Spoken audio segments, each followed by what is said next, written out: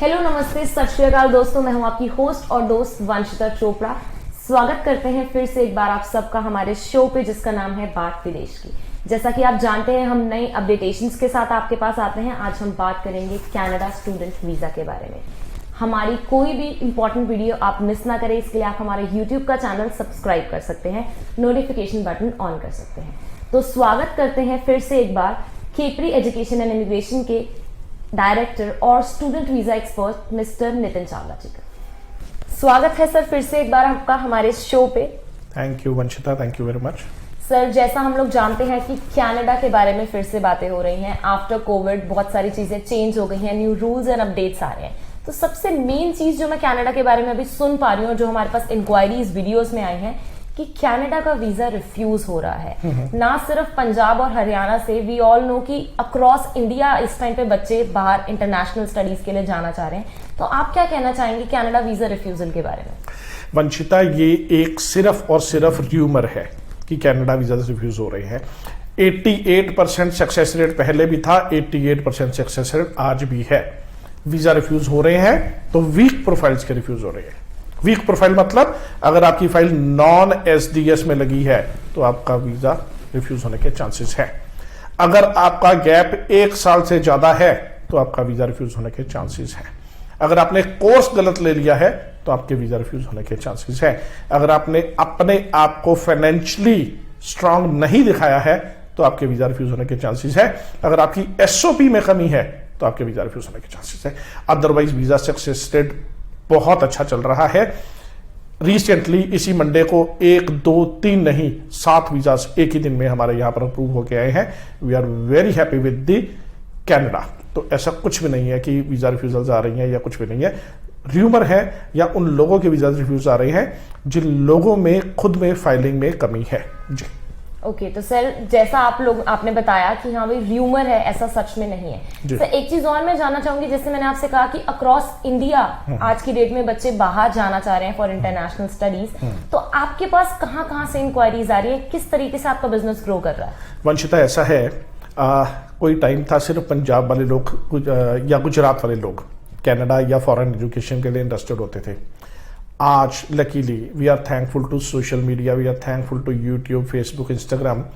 हमारे पास pan India, मैं बात करूं बैंगलोर की, मैं बात करूं पुणे की, मैं बात करूं उड़ीसा की, मैं बात करूं मुंबई की, मैं बात करूं नागपुर की, मैं बात करूं यूपी की, मैं बात करूं बिहार की, मैं बात करूं मध्य प्रदेश की, मैं बात करूं छत्तीसगढ़ की, मैं बात करूं कानपुर की, लखनऊ की, राजस्थान की, जम्मू कश्मीर की।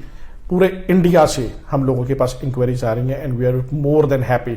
और ये सिर्फ इंक्वायरीज नहीं है, दीज आर मैच्योर्ड इंक्वायरीज जिन लोगों के वीजाज आ रहे हैं। मुझे लगता है 100 से ज़्यादा वीजाज इस साल हम लोगों ने ऐसे लोगों के लगवा दिए जिनको हम लोग कभी मिले भी नहीं। सिर्फ डॉक्यूमेंट आप लोग हमें ईमेल के ऊपर भेजते हैं, हम लोग आपका प्रोसेस कर देते हैं और उसके बाद आपका वीज़ा फाइल हो जाता है और पासपोर्ट भी आपके घर पर ही आता है, वहीं से ही आपके घर से पिक होता है, बेसिकली आपके घर पर पहुँच जाता है।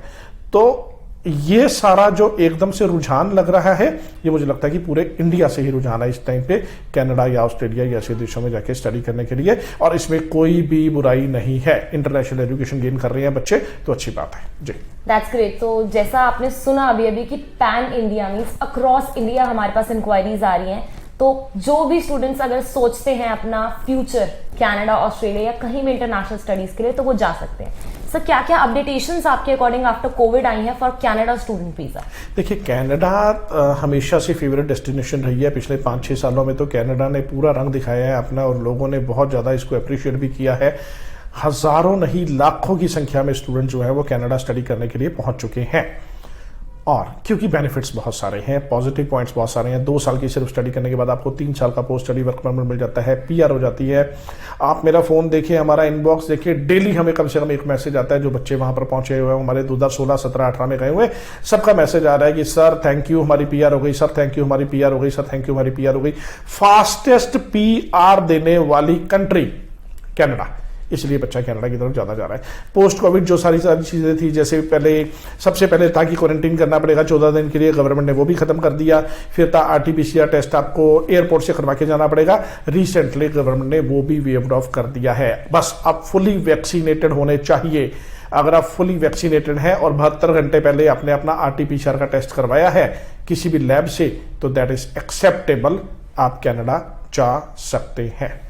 That's quite great. आपको जान के खुशी होगी कि बहुत सारी चीजें वेव ऑफ हो गई हैं और आप सिर्फ फुली वैक्सीनेटेड होने चाहिए। तो क्या रिक्वायरमेंट्स एंड फॉर्मेलिटीज बची हैं अब आफ्टर कोविड कनाडा जाने के लिए बच्चों के पास? देखिए, बड़ी चीज है कि आपके 60% मार्क्स होने चाहिए, 6 बैंड ईच मॉड्यूल होने चाहिए और आपके पास GIC के लिए पैसा होना चाहिए। 3 चीजें। फरवरी चल रही है वंशिता, 3 महीने रिजल्ट नहीं आ रहा है, लाखों एप्लीकेशन एम्बेसी के पास पेंडिंग चल रही है। तो मैं सब बच्चों को ये एडवाइस करूंगा कि सिर्फ सितंबर इनटेक टारगेट करिए। बहुत खुला टाइम है हमारे पास सितंबर इनटेक के लिए। फरवरी एंड चल रही, फरवरी, मार्च, अप्रैल, मई, 4 महीने, जून तक भी अगर आप फाइलें लगा देंगे 5 महीने, तो आप सितंबर इनटेक के लिए टारगेट कर सकते हैं। 6 बैंड ईच मॉड्यूल अगर आपके हैं, और वो भी सिर्फ आइल्स में है, कोई PTE, सेलपेप या किसी और टेस्ट को तैयारी मत करिए, सिर्फ आइल्स की तैयारी करिए। अगर आप 6 बैंड ईच मॉड्यूल ले सकते हैं तो आप कनाडा आपके लिए बेस्ट डेस्टिनेशन है। आप 1 साल की फीस जो 10 से 11 लाख रुपया है आप पे कर सकते हैं, तो कनाडा आपके लिए बेस्ट डेस्टिनेशन है। अगर आप GIC का पैसा $10,200 वहां जाके पे कर सकते हैं, तो कनाडा आपके लिए बेस्ट डेस्टिनेशन है। कुल मिला के खर्चा 15 से 16 लाख और 6 बैंड ईच मॉड्यूल, तो कनाडा आपके लिए बेस्ट डेस्टिनेशन है। यही चीजों का आपको ध्यान रखना है जी। ऑलराइट सर, जैसा हम लोग जानते हैं कि हर तरीके का स्टूडेंट हमारे पास आता है, कुछ वीक प्रोफाइल में फॉल करते हैं, कुछ स्ट्रॉन्ग में, तो आप कैसे फाइल को असेस करते हैं? फाइल असेसमेंट के लिए सबसे बढ़िया तरीका है जी आपका कोर्स करिकुलम। सबसे पहले आपकी कोर्स बैकग्राउंड चेक करी जाती है। अगर आप 10+2 कॉमर्स है तो देखना पड़ता है कि आपके बिजनेस स्टडीज, अकाउंटिंग या इकोनॉमिक्स में मार्क्स कितने हैं। अगर आप PCM है तो देखना पड़ता है फिजिक्स में मार्क्स अच्छे हैं, केमिस्ट्री में अच्छे हैं या मैथमेटिक्स के अच्छे हैं। PCB है, फिजिक्स, केमिस्ट्री या बायो में अच्छे हैं, या अगर आप आर्ट्स के स्टूडेंट हैं तो आपका सबसे बेस्ट मार्क्स किस सब्जेक्ट में है।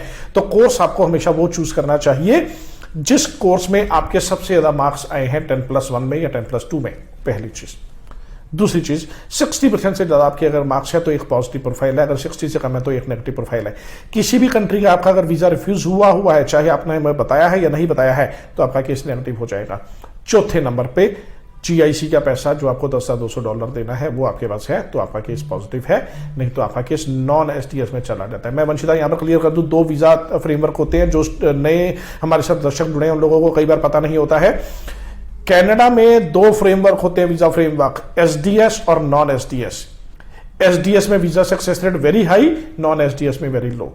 SDS की requirement 6 band each module only in IELTS, कोई PT नहीं, कोई सेल्फिप नहीं, मैं बार बार बता रहा हूं, सिर्फ आइल्स का टेस्ट।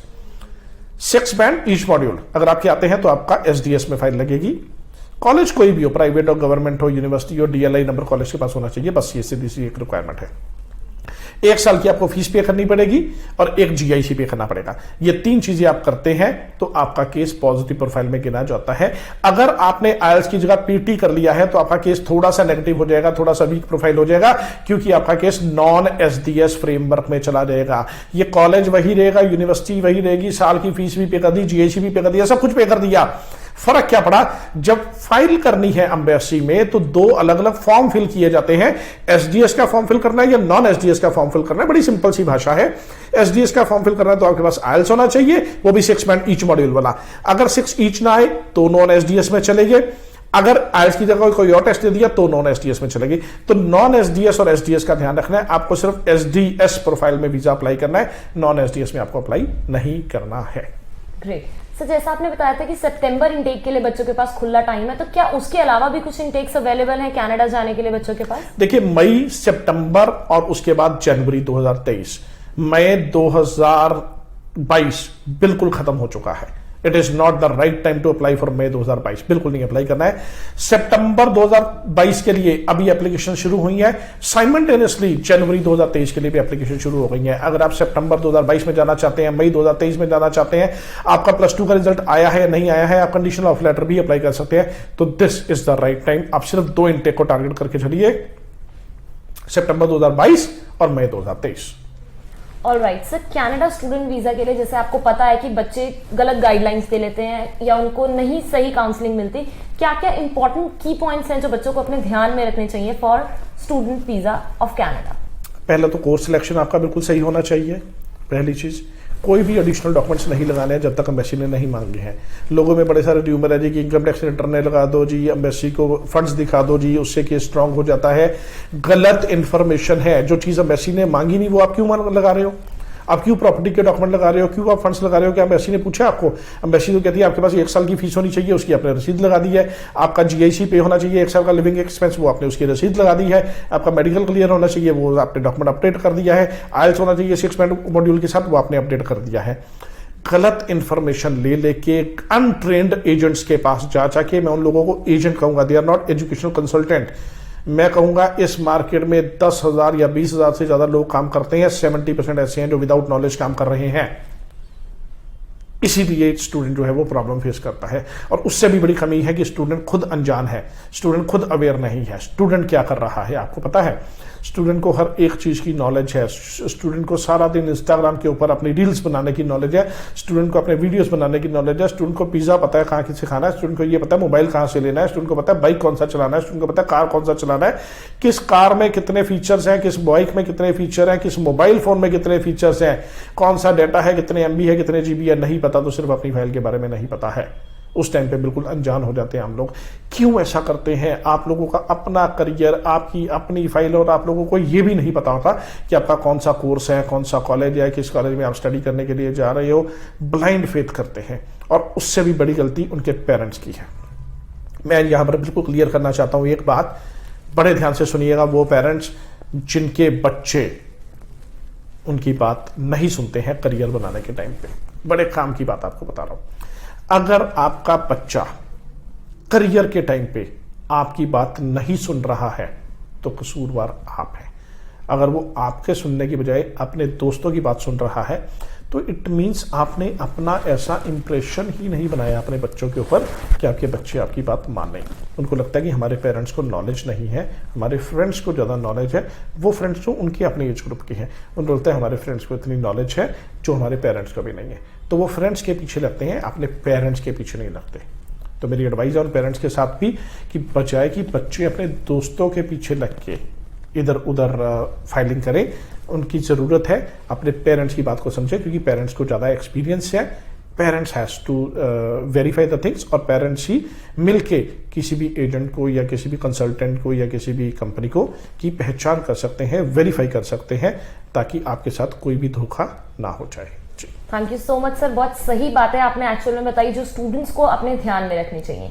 मेजर माइनस सारे पॉइंट्स हमने कवर किए हैं। फिर भी अगर आप लोगों की कुछ क्वेरीज हैं, आप हमें कमेंट सेक्शन में बता सकते हैं। Thank you so much sir हमारे शो पे आने के लिए।